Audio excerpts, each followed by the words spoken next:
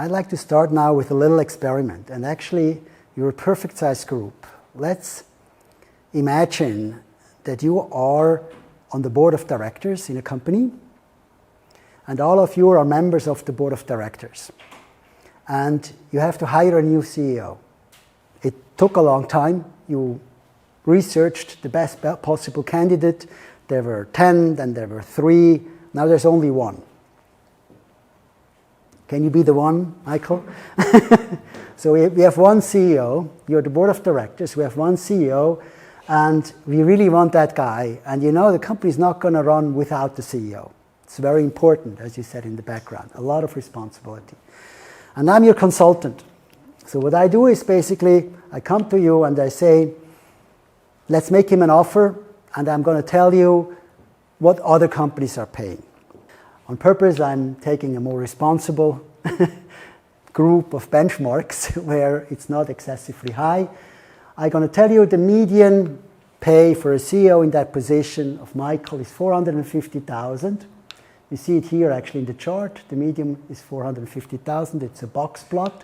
It shows you the lower quartile, the upper quartile, the 90th and the 10th percentile rank.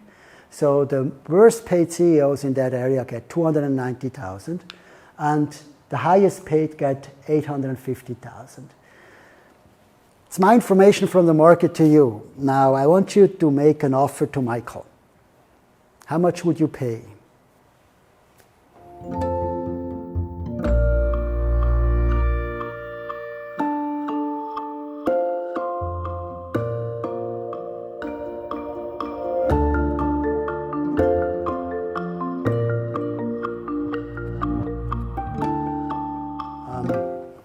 I think what we see here is actually more realistic than we think.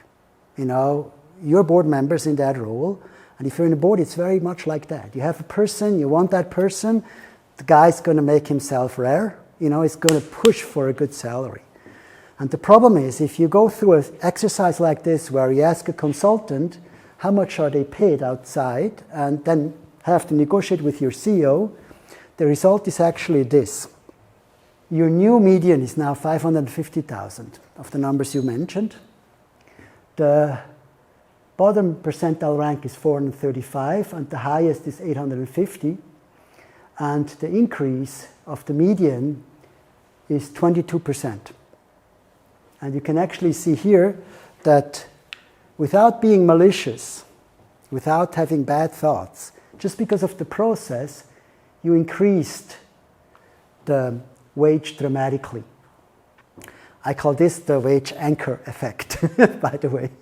And what I've done is I asked these questions to hundreds of students in many lectures, and also in a paper-based survey, so that we have real solid information.